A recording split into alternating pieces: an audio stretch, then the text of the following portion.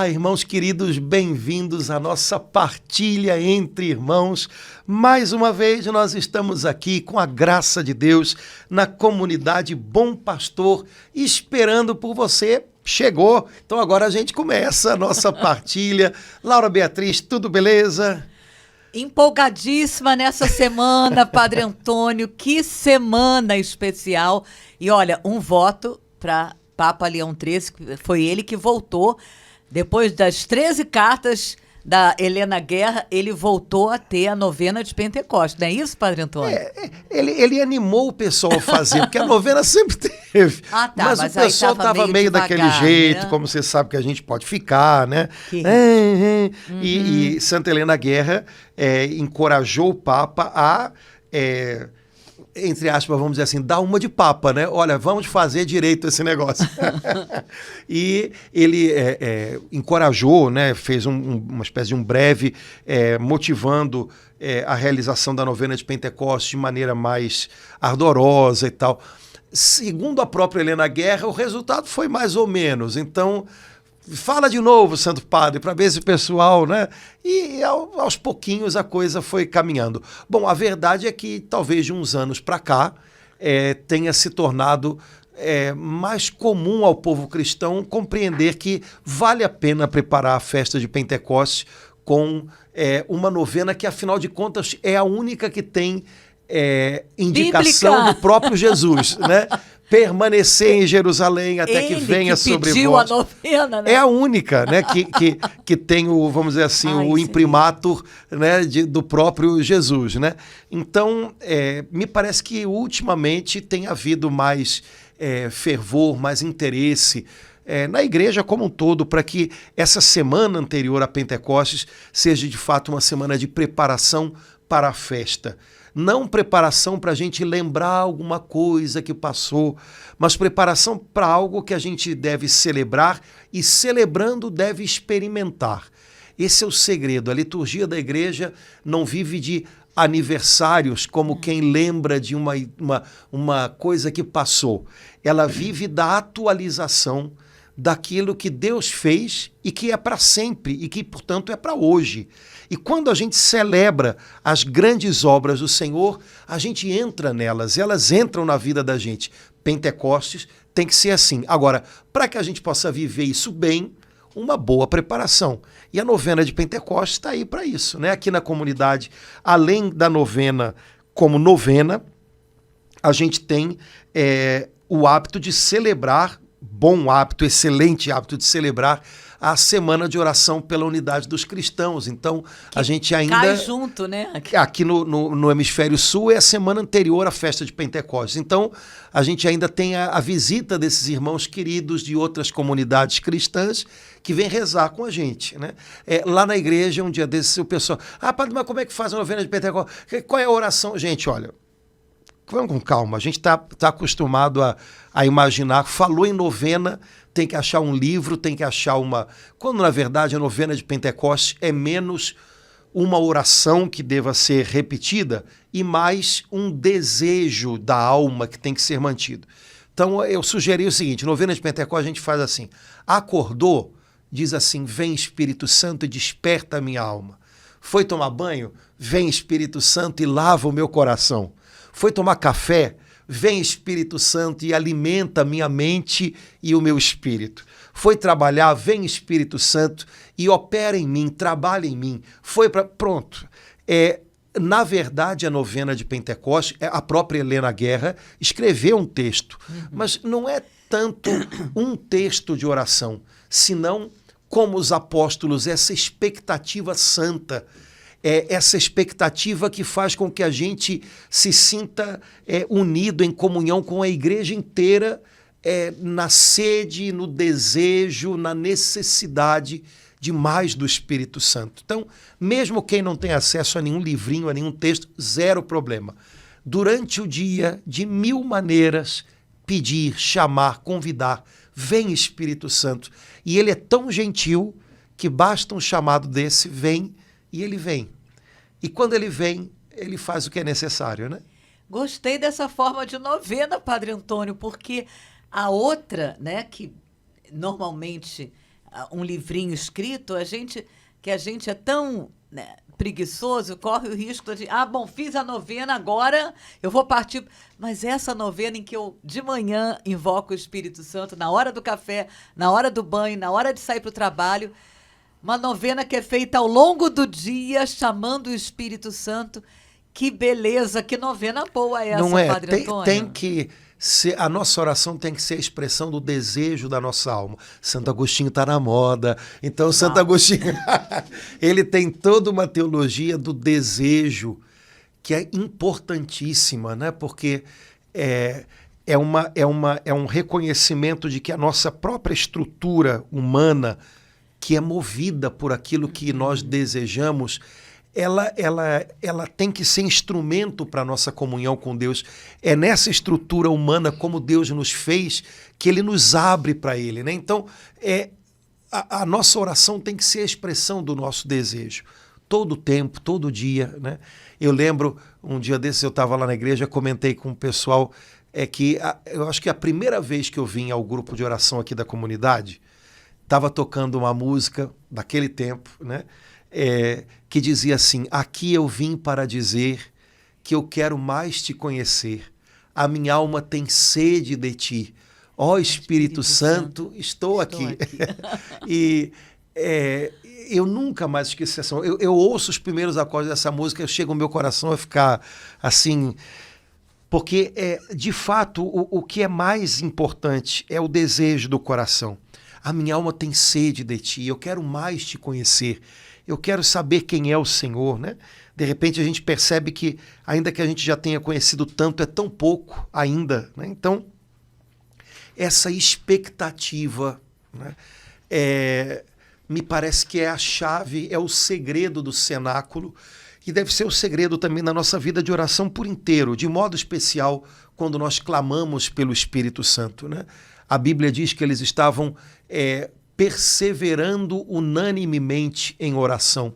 Eu lembro que há algum tempo atrás eu fiz um estudozinho bíblico sobre esse perseverando unanimemente, e eu procurei um monte de traduções da Bíblia e textos assim que pudessem elucidar o sentido. Eu não sei onde é que eu anotei isso, deve estar em algum canto lá em casa, mas eu fiquei encantado porque se perseveravam unanimemente, pode significar dedicavam-se intensamente à oração. Que é Atos 1, né? O iniciozinho ali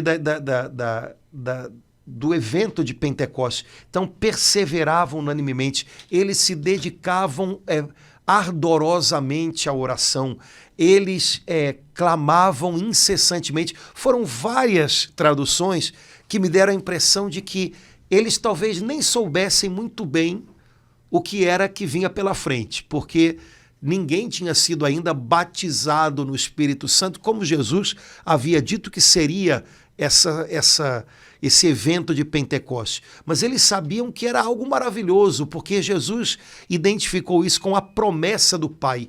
Então, como a gente espera uma promessa de Deus? Como a gente espera o cumprimento de uma promessa de Deus? Bom, se é a promessa de Deus, Ele deseja cumpri-la, Ele vai cumpri-la. Mas a nossa espera, a nossa expectativa fala muito do modo como ela vai acontecer na gente. E aí a Bíblia diz que eles esperavam perseverando em oração, ardorosamente na expectativa em oração. E por aí vai. Tem um salmo que diz isso, né? Venha sobre nós, Senhor, a vossa graça, da mesma forma que em vós nós esperamos. Então parece que a forma como nós esperamos determina um pouco a maneira como a graça vai vir. Deus quer muito nos agraciar. Deus tem muito com o qual nos agraciar, de modo especial com o seu Espírito Santo. Mas o quanto que a gente vai experimentar disso tem a ver com da mesma forma que em vós nós esperamos. Acho que demos alguma motivação, o pessoal está com vontade, né, de celebrar Pentecostes esperando bem, né? Olha, para quem quiser, esse texto, esse versículo bíblico que o Padre Antônio partilhou é Atos 1:14, que na Bíblia Ave Maria está assim: todos eles perseveravam unanimemente na oração, juntamente com as mulheres, entre elas Maria, mãe de Jesus, e os irmãos dele. E aí o senhor descobriu que outras traduções... Cada uma tem uma ênfase para tentar explicar o que é esse perseveravam unanimemente em oração. Perseveravam, a impressão que dá é de um crescendo de oração. É engraçado porque a tendência da gente é ir num diminuindo de oração. A gente começa bem, a gente começa com expectativa, a gente começa crendo e no meio do caminho a gente vai... Não, é o contrário. Tem que ir num crescendo de expectativa, de confiança em Deus. E parece que foi isso que aconteceu no cenáculo, naquela novena, naqueles 9 dias entre a ascensão do Senhor e o dia de Pentecostes. 9 dias, né, Padre Antônio? Eles ficaram reunidos juntos 9 dias. Muito interessante isso, né? Porque o Senhor, porque Jesus pediu isso, foi necessário esse tempo para que Pentecostes... no 9º dia descesse sobre eles, né? Então Deus deve ter coisas a nos ensinar com isso, né? Há coisas, e talvez as coisas mais importantes, que não adianta a gente querer produzir por conta da gente. A gente tem que aprender a receber. A gente tem que aprender a se preparar. A gente tem que aprender a esperar. A gente tem que aprender a estar em posição de receber, né? Deve ter alguma coisa que Deus está querendo ensinar para a gente com esse negócio, né? Porque não dava para eles produzirem Pentecostes. Não dava para eles criarem o resultado de Pentecostes. O resultado de Pentecostes foi tudo que está no livro de Atos dos Apóstolos. E não dava para eles produzirem isso do jeito deles, com as forças deles. Portanto, era algo que eles tinham que esperar vir do alto. E foi isso que aconteceu. Então, na nossa vida é o mesmo. Nós não podemos fazer do cenáculo um lugar de permanência, porque os apóstolos, no dia de Pentecostes, abriram as portas e saíram, né? A gente não pode passar eternamente a vida esperando. Mas não adianta a gente tentar produzir com as nossas forças o que tem que ser fruto da nossa entrega a Deus, da nossa comunhão com Deus, da força do Espírito Santo agindo em nós. Ser capaz de perceber isso, me parece que é um grande dom, é uma grande graça de Deus. Mas a gente tem que ser capaz. Afinal, nossa vida cristã é feita dessa compreensão, né? Nada por nós, tudo pelo Espírito Santo. E quando a gente descobre isso e vive esse trabalho de Deus na gente, esse movimento de Deus sobre a gente gente pode chegar muito mais longe, né? Mas é preciso aprender a receber. É preciso aprender a estar numa posição, numa postura de acolher o que Deus tem para nos dar, e só Deus tem. A gente não produz Pentecostes, a gente não produz Atos dos Apóstolos, mas a gente pode viver coisas tão maravilhosas quanto se a gente se abre ao mesmo Espírito Santo, porque não é outro, aquele que esteve em Pedro, Tiago, João e que hoje habita na gente. Então, que coisa grandiosa essa, né? Padre Antônio, enquanto o senhor falava, eu comparei assim, durante aqueles 9 dias, Pedro, os apóstolos, eles não sabiam o que iam falar, o que iam orar, como é que iriam... às vezes a gente, o contrário, a gente já sabe tudo o que vai fazer. Não, então vamos fazer isso, cantar essa música, ver isso. E alguns anos atrás a gente falava muito, né, a expressão na renovação carismática católica, ser movido pelo Espírito, ser conduzido pelo Espírito. Hoje, assim, eu ouço pouco essa expressão, né? Uma vida movida pelo Espírito, conduzida pelo Espírito, quase como se fosse uma coisa sobrenatural. Agora não, agora eu vou conduzir a minha vida. Então, enquanto o senhor falava, assim, um desejo de que realmente a minha vida, a vida de cada irmão, cada irmã, de cada batizado, pedir nessa semana de novena de Pentecoste, que o Espírito Santo possa vir reacender isso em nós, esse desejo de dizer, Espírito Santo, vem me conduzir, eu quero experimentar na minha vida, que a minha vida seja conduzida pelo Senhor em cada detalhe. Acho que a gente, sem querer, acabou querendo fazer do nosso jeito, até com uma boa vontade, mas deixando de depender dele, né? Olha, Laura, a vida cristã ela é cheia de paradoxos. O que são paradoxos? Sei lá como é que eu vou explicar isso, não parei para... Mas são coisas que aparentemente são opostas, mas que têm que caminhar juntas. Não são opostas no sentido de que não são coisas contraditórias. São como que as duas pontas que a gente tem que segurar de alguma coisa para que ela não vá escapulir das mãos da gente. A vida cristã é cheia dessas coisas. Então, por exemplo, você falou, antigamente a gente ouvia mais essa coisa do deixar-se conduzir pelo Espírito Santo. De modo especial, você falou de orações e tudo, por exemplo, num grupo de oração e tal, é verdade. Só que deixar-se conduzir pelo Espírito Santo também não é uma coisa que se improvisa. A gente costuma imaginar que ser conduzido pelo Espírito Santo é viver de improviso. Não é isso. Por outro lado, é ser conduzido por ele, não pela gente. Então, dando um exemplo que você falou sobre grupo de oração, uma reunião de oração, né, para que a gente tenha a serenidade e de ser conduzido pelo Espírito Santo numa reunião de oração, percebendo qual é a próxima música, qual é a palavra a partilhar, qual é o louvor, qual é a intercessão que brota. Isso não é um improviso. Para que a gente tenha liberdade e serenidade para lidar com isso, a gente tem que ter uma vida na qual isso, de alguma maneira, vai se concretizando no dia a dia. Se você não experimenta, se você não arrisca isso no dia a dia, não dá para improvisar isso, por exemplo, quando você chega a um encontro de oração, porque você não vai saber se deixar conduzir. Então, não ser conduzido pelo Espírito Santo não é improvisar, né? As coisas espirituais, elas têm analogia com as coisas naturais, mas elas não se identificam pura e simplesmente com as coisas naturais. Então, improviso é diferente. O improviso eu conto com, sei lá, alguma coisa minha ali, um talento, aquela história do quem sabe faz ao vivo, né? Conduzir-se, deixar-se conduzir pelo Espírito Santo tem a ver com viver num determinado momento aquele trabalho que ele já tem feito a todo momento na minha vida.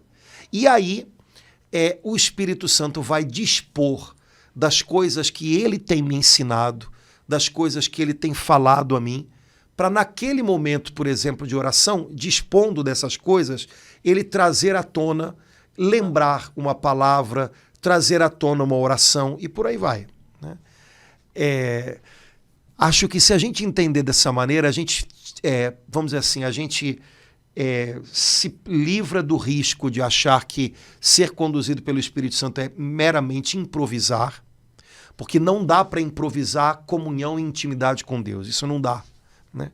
E por outro lado, a gente deixa de ficar preocupado ou ansioso, tenso, num momento, por exemplo, como uma reunião de oração, em que é bom quando isso acontece, a gente percebe que naturalmente ou suavemente as coisas estão fluindo com a regência do Espírito Santo. A gente fica livre para isso, porque se funciona no nosso dia a dia, vai funcionar ali também. Vai ser uma coisa suave, sem solavancos, sem coisas esquisitas. Se funciona no meu dia a dia, estar aberto para ele e perceber que ele me orienta, que ele me ensina um passo melhor, que ele me dá a palavra adequada, vai funcionar também quando eu estiver num momento de oração. Mas esse é o paradoxo, tem que segurar essas duas coisas. Estar à disposição do Espírito Santo, por outro lado, não ter a ilusão de que isso é um improviso. A carta de Paulo aos Efésios tem aquela passagem famosa, né, da armadura do cristão, que tem uma tradução que eu gosto muito que fala, né, que a espada que o Espírito Santo maneja é a palavra de Deus. Eu gosto dessa expressão porque não diz só a espada do Espírito, não. A espada que o Espírito Santo maneja é a palavra de Deus. Então, o Espírito Santo, por exemplo, quando a gente está num momento de oração, numa reunião de oração, ele quer manejar a palavra de Deus, que é a sua espada, para nos defender e para avançar abrindo caminhos para a gente. É fato. Só que para que ele possa fazer isso, eu tenho que deixar à disposição dele a espada que ele é capaz de manejar, que é a palavra de Deus. Se eu não tenho a palavra de Deus em mim, se eu não tenho a palavra de Deus gravada em mim, se eu não tenho a palavra de Deus a qual eu estou buscando naquele momento, bom, a espada que o Espírito Santo maneja é a palavra de Deus, mas eu não apresento a ele, eu não coloco diante dele para que ele possa manejá-la. Me parece que é um pouco assim, né? Então, se eu estou constantemente buscando o Senhor, me alimentando com a palavra, me preparando para o bom combate de cada dia, no momento em que, por exemplo, eu precisar estar numa assembleia de oração, o Espírito Santo vai chegar lá, a espada está aqui, vou começar a manejar. E ele vai ter matéria-prima para fazer a obra dele. Então, esse é o paradoxo, né? Não é mero improviso, mas é entrega constante. Quando há entrega constante, num momento em que é necessário, a gente sabe ser conduzido pelo Espírito Santo e ele vai ter matéria-prima ou a espada à disposição para manejar, para moldar aquilo que é preciso na vida da gente. Uau! E o manejo dessa espada do Espírito, que é a palavra de Deus, aí está incluído também, como a gente vê em vários textos, Coríntios, São Pedro, o senhor falou, os dons, Padre Antônio. Está incluído tudo, né? Tudo que o Espírito Santo nos dá, ele também pode usar e fazer crescer e, de alguma maneira, sobrenaturalizar, ou seja, colocar poder naquilo, né? Assim é a palavra que eu guardo no meu coração. Jesus disse, o Espírito Santo vos ensinará e recordará tudo, né? Então, ele é vamos dizer assim, o Espírito Santo é o arquivista da palavra na minha alma. Então, ele sabe o que puxar no momento certo para me ensinar e o que eu devo lembrar no momento certo, mas é preciso que essa palavra esteja sendo alimento para mim, né?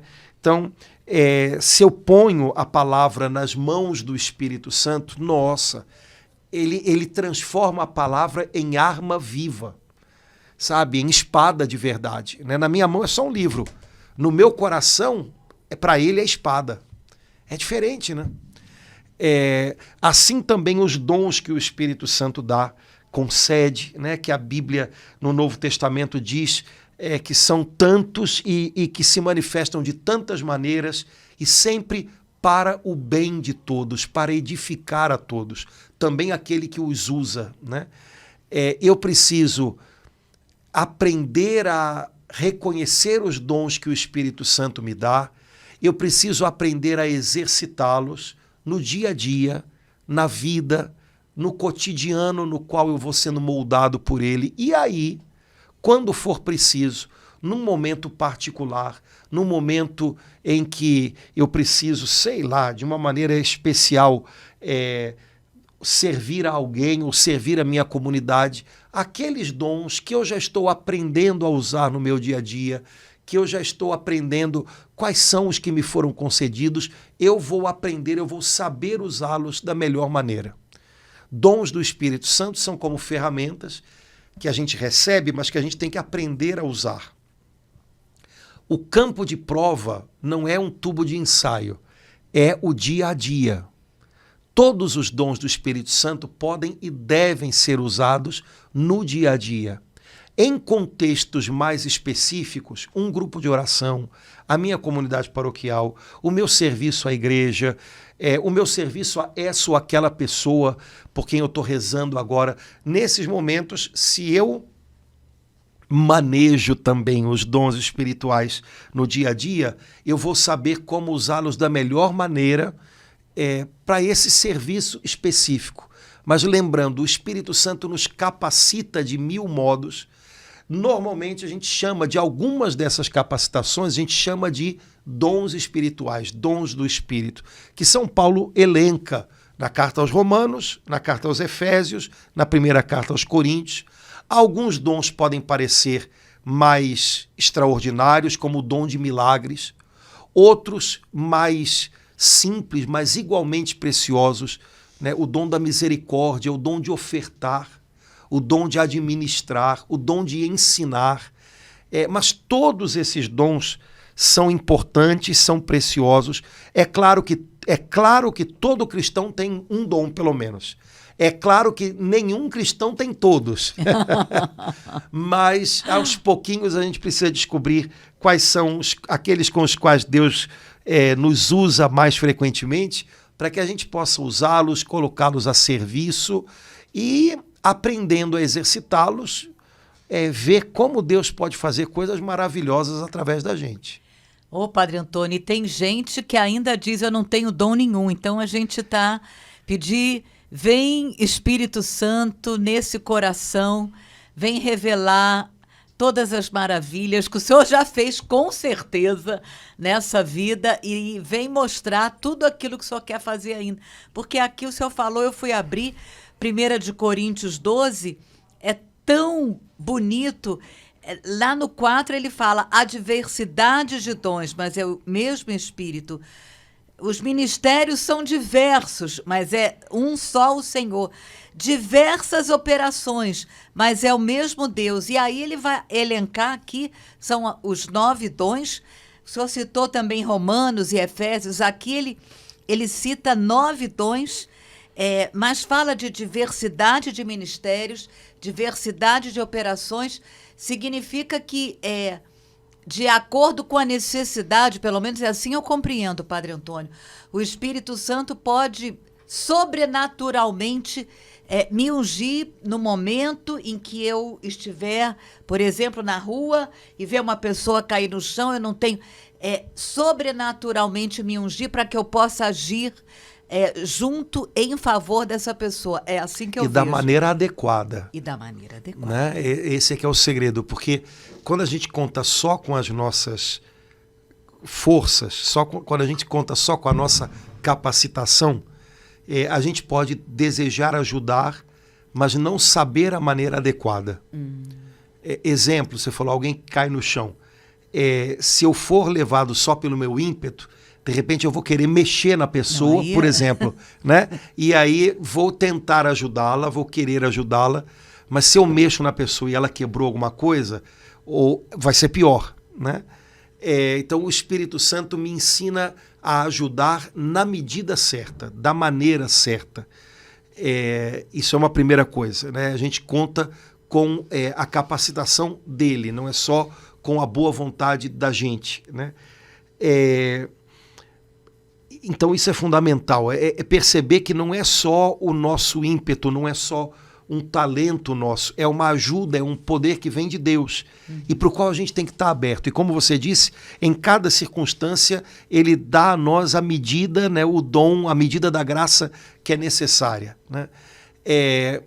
De fato, Laura, você falou, mas tem muita gente que ainda nem imagina que tenha dons, né?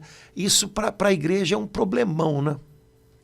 Porque São Paulo diz, olha, no versículo 7, do capítulo 12 de 1 Coríntios, a cada um dada a manifestação do Espírito para o proveito de todos. Então, a cada um quer dizer, ninguém fica sem. A cada um, a cada pessoa, inclusive a essa que ainda não percebeu muito bem quais são os dons que Deus quer lhe dar e nem tem se aberto muito bem a eles, Deus dá manifestar-se ou a manifestação do seu Espírito Santo para o proveito de todos. Ora, se cada um que deveria manifestar na sua vida dons ou a presença do Espírito Santo para o proveito de todos, deixa de manifestar esses dons, a gente sai perdendo, né? Seria maravilhoso se nós tivéssemos igrejas, comunidades cristãs em que todo mundo imaginasse, eu tenho algo a oferecer, eu tenho um dom a exercitar, eu tenho uma manifestação do Espírito Santo a oferecer para os meus irmãos. Eu imagino que a gente ia ter menos gente sobrecarregada. Há muitas pessoas nas nossas comunidades que servem, mas que se ressentem disso, estão sobrecarregadas, cansadas, talvez porque haja muitos querendo ser beneficiados e poucos que já descobriram que podem também beneficiar mais alguém. Depois, nós seríamos um exército de gente disposta e apostos para servir, para fazer o bem, para exercitar uma capacitação de Deus, para manifestar a presença de Deus. Então, seria uma igreja, seria um povo de Deus muito diferente, vitorioso, forte, e não um povo no qual parece que uma grande parte, uma grande maioria ainda pensa, não tenho nada a oferecer, não posso, isso é lá com o padre, é com a freira, é com aquela moça que está lá na frente, é com aquele rapazinho ali. Não, sabe, se todos nós descobríssemos, né, a cada um é dada a manifestação do Espírito para proveito de todos, eu acho que a gente ia ser um tecido, uma teia de bênção, de bem, que a gente ia ficar impressionado com o que Deus é capaz de fazer, sabe? Ai, Padre Antônio, a gente está em plena quarta-feira, faltando 3 dias para o domingo de Pentecostes. Um desejo imenso com isso que o senhor falou, né? De cada irmão que está ouvindo, cada irmã que está ouvindo, pedir isso, né? Espírito Santo, olha, eu ainda até ontem eu dizia que eu não tenho dom. Vem ao meu coração, vem, eu quero me colocar. Eu estou aqui, ó. A cada um é dada a manifestação do Espírito. Então eu estou aqui. Espírito Santo, vem ao meu coração e vem me falar, vem me mostrar, vem me conduzir. Eu quero servir. Meu Deus, que beleza se nessa semana cada batizado, cada pessoa, cada irmão que está vendo esse podcast ter essa conversa com o Espírito Santo, né, Padre Sim. Antônio? E aí alguém pode dizer, certo, mas como é que eu faço? Então eu vou sentar e vou ficar esperando. Espírito Santo, me conta aí qual é meu dom. Não, olha, tem coisas que a gente percebe à medida que elas acontecem, né? Alguns dons, eles estão, às vezes, mais estreitamente ligados ao seu tempo de oração. Você vai perceber que Deus deu, possivelmente, por exemplo, o dom de falar em línguas. É possível que você vá receber ou vá perceber que recebeu esse dom e vai exercitá-lo mais durante o seu tempo de oração. E aí, ok. Mas alguns outros dons, é possível que você perceba aos poucos de outras maneiras, à medida que você vai usando, à medida que outras pessoas ao seu redor também confirmam esses dons a você. Então, por exemplo, São Paulo diz em Efésios que alguns têm o dom de ensinar, de ser mestres.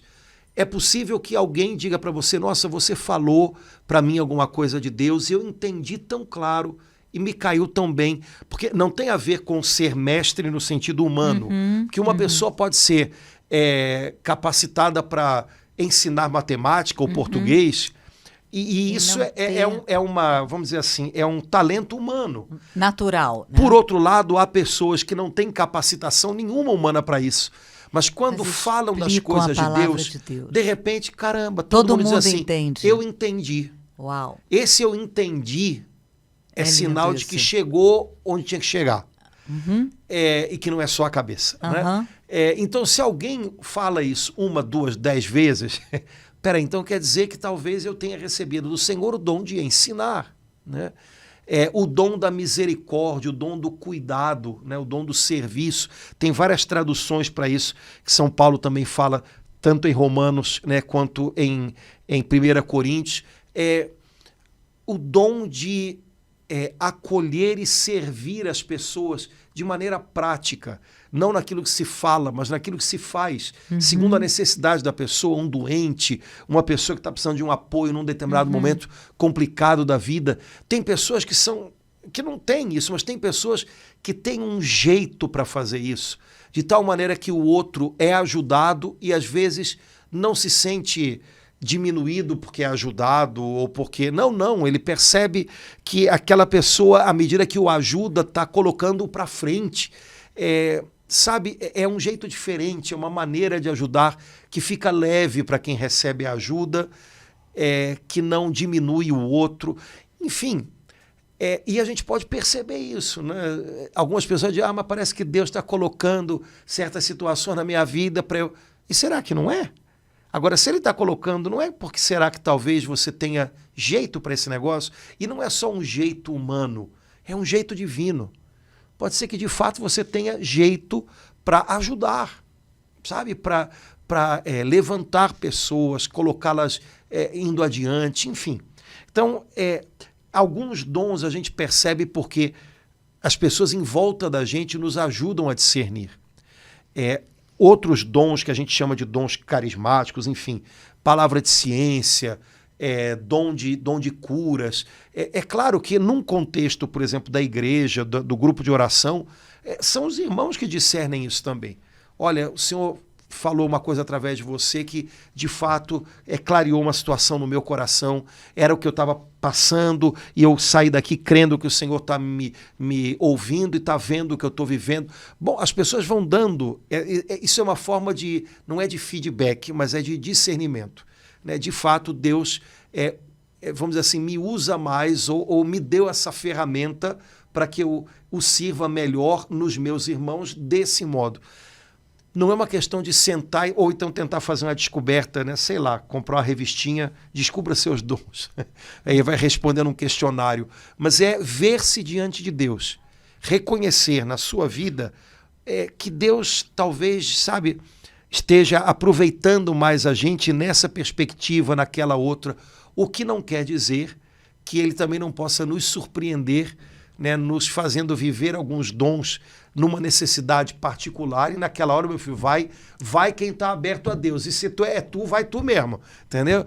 Eu nunca falei nisso, eu falei só naquele dia. Pois é porque era tu que tava ali na mão dele, ele usou você.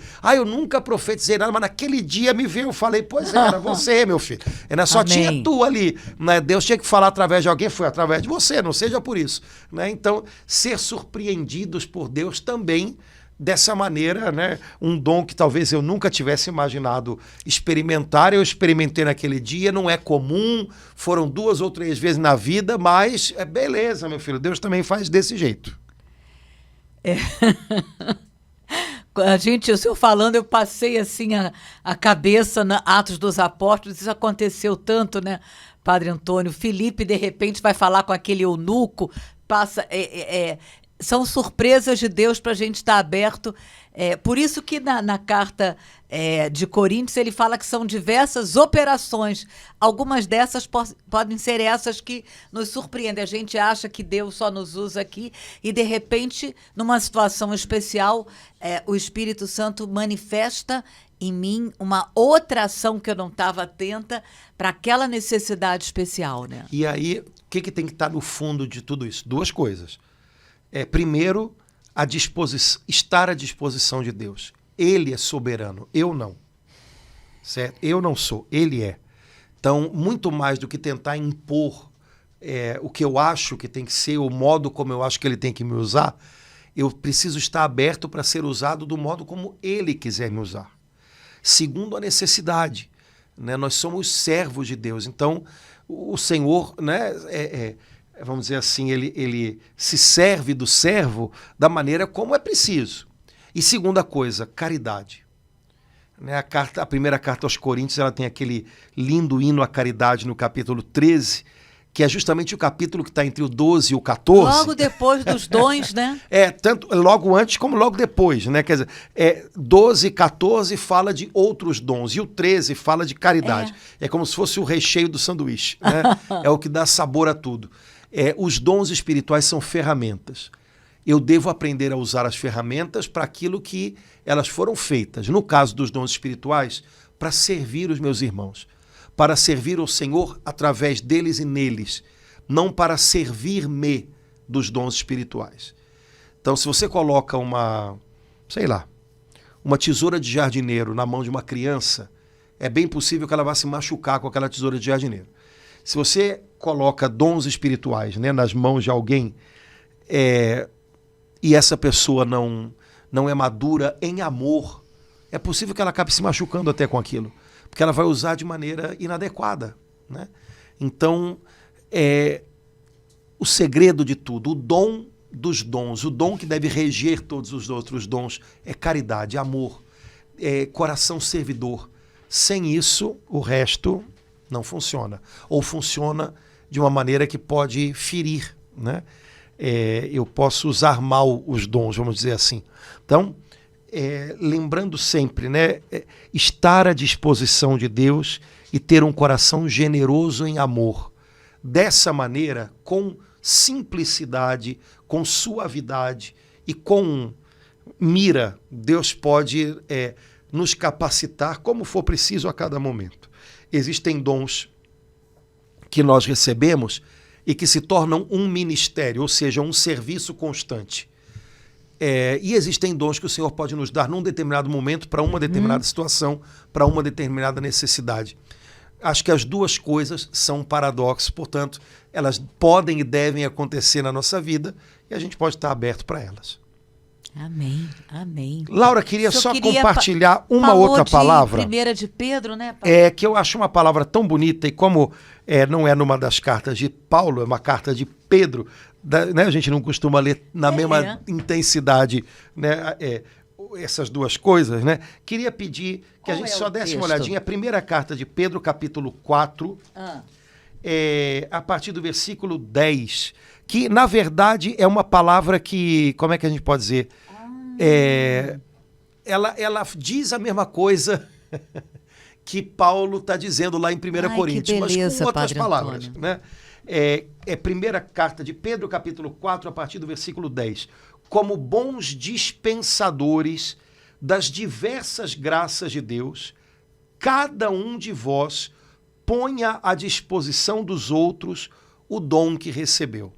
Então, primeiro, tem uma outra tradução que diz: como bons administradores da multiforme graça de Deus, cada um de vós, mais uma vez, cada um. Portanto, cada cristão recebeu pelo menos um dom. Não tem como dizer que nenhum cristão deixou de receber, ao mesmo tempo em que nenhum cristão recebeu todos. Porque a gente tem que aprender a funcionar juntos, né? Então, cada um de vós ponha à disposição dos outros o dom que recebeu. Então, voltando a Santo Agostinho, os dons que Deus deu para mim são para você. Os dons que Deus deu para você são para servir a mim. E a gente deveria se alegrar com os dons uns dos outros, porque os dons que Deus confiou a outra pessoa são para me edificar. Então foi pensando em mim, foi vendo a minha necessidade que o Senhor colocou uma ferramenta nas mãos do meu irmão para me ajudar, para me cultivar, para me edificar. Dispensadores ou administradores da graça de Deus. Não sei se a gente se vê muitas vezes dessa maneira. Algumas pessoas vivem não debaixo da consciência de que elas receberam muitas graças e que devem administrar essas graças. Algumas pessoas vivem debaixo da consciência ou da impressão de que está faltando muita coisa e que, no fundo, elas têm que passar o tempo inteiro, chateadas com o que não têm, pedindo, ao invés de administrar bem o que receberam do Senhor. É claro que tem muitas coisas que a gente não tem e precisa, aí a gente pede. Tem outras que a gente não tem e se vira sem elas. E aí tem outras que a gente vai recebendo à medida que a gente vai... Mas eu acho que é uma melhor maneira da gente organizar os pensamentos da gente, crendo que recebemos diversas graças de Deus e que cabe a nós agora aprender a administrá-las. Mas é uma beleza, porque aqui a palavra está chamando a gente já, afirmando que nós somos bons dispensadores das diversas graças de Deus. É interessante porque algumas coisas que a Bíblia afirma, a gente tem que aprender a afirmar junto amém, com. Né? Amém. Então, quando a gente vai rezar com um parágrafo desse da Bíblia, a gente tem que aprender a transformar em afirmações talvez mais claras, afirmações que aparecem na Bíblia e que a gente precisa, vamos dizer assim, o pessoal fala muito essa frase, é ruim porque vira jargão, né? Tomar posse. Então, por exemplo, como bons dispensadores das diversas graças de Deus, cada um de vós põe à disposição dos outros o dom que recebeu. Então, vou transformar isso em afirmações. Obrigado, Senhor, porque tantas foram as graças que o Senhor me deu e o Senhor agora me capacita a ser um administrador fiel de todas elas. Obrigado, o Senhor já me deu tanto e eu agora posso ser um dispensador de tantas bênçãos. Depois, obrigado porque o Senhor conferiu a mim, deu a mim os seus dons, ou pelo menos um dom eu já o recebi. A Bíblia diz isso. Então eu acolho essa afirmação sobre a minha vida. E como um bom dispensador das graças de Deus, eu hoje coloco à disposição dos meus irmãos o que eu tenho recebido de ti. Ponto. Você está fazendo uma oração, você está louvando a Deus, você está afirmando um monte de coisas sobre você que a Bíblia diz e não que o vizinho, nem que mais ninguém está dizendo. Você está transformando em afirmações mais claras, talvez, para o seu dia a dia, coisas que a Bíblia afirma. E a gente tem que aprender a viver nesse chão aqui, né? Caminhando aqui e não caminhando em coisas duvidosas, em areia movediça, né? Edificar sobre a rocha e não sobre a areia. Uhum. Então, e aí, Laura, São Pedro diz assim, cada um põe à disposição dos outros o dom que recebeu, a palavra para anunciar as mensagens de Deus, um serviço para exercê-lo com uma força divina, a fim de que em todas as coisas Deus seja glorificado por Jesus Cristo. Então, São Pedro, ele parece que dá o exemplo de dois tipos de dons, a palavra e o serviço. Então, eu posso ter recebido de Deus um dom para ser falado, uma palavra de encorajamento, uma palavra que ensina, uma palavra, sei lá, né? Ou então eu posso ter recebido de Deus um dom que é para eu servir, cuidar de alguém, administrar bem coisas. São Paulo diz na primeira carta aos Coríntios, ofertar, saber dar, né? Há pessoas que não sabem muito e há pessoas que sabem fazer isso tão bem, né? Então, existem dons que são pela fala, existem dons que são pelas ações, né? Mas em todas essas coisas, seja Deus glorificado. Então, quem aparece, quem age, é Ele. Né? Quem trabalha é Ele e quem recebe o foco da atenção é Ele. Esse também é um segredo. Né? Quando a gente exercita um dom, Deus fica em evidência. Quando a gente exercita um dom de maneira adequada, quando a gente usa uma ferramenta do Espírito Santo de maneira adequada, Deus fica em evidência. Não a gente, não as nossas coisas, não as nossas ideias, não o tanto que a gente foi capaz, mas naturalmente é como se percebesse que a mão de Deus está ali. Então, eu acho que, no final das contas, quando a gente exercita bem um dom, o que sai dos lábios da gente e dos outros é glória a Deus. Glória a Deus. Glória porque a Deus. No fundo, todo mundo percebe, foi obra dele, é trabalho dele e é para ele. Né? Então, redescobrir essa dimensão da nossa vida de cristãos, né? Somos dispensadores, administradores da graça de Deus e devemos colocar a serviço dos outros o tanto que a gente tem recebido do Senhor. Somos pessoas abençoadas e somos chamados a ser bênção para os outros. Talvez seja uma consciência que a gente tem que voltar a despertar na gente. A gente passa muito tempo debaixo da impressão de que a gente não tem nada a oferecer, a gente não tem nada a dar, quando na verdade, quanto mais a gente se põe a serviço, quanto mais a gente descobre que pode estender a mão, que pode dizer a palavra melhor, mais a gente é abençoado para abençoar. Né? As coisas de Deus, quando a gente compartilha, elas se multiplicam. Então, que a gente possa viver nessa consciência. Não uma igreja de multidões que pensam que não tem nada a oferecer, mas uma igreja de filhos e filhas de Deus, gente cheia do Espírito Santo, capacitada pelo Espírito Santo, com o coração disposto a servir, com o coração cheio de amor, sabendo que tem algo de bom a dizer e a fazer para edificar os seus irmãos. Se a gente for uma igreja assim, a gente vai se surpreender com o que o Senhor pode fazer no bairro da gente, na cidade da gente, no país da gente. Coisas muito bonitas vão acontecer.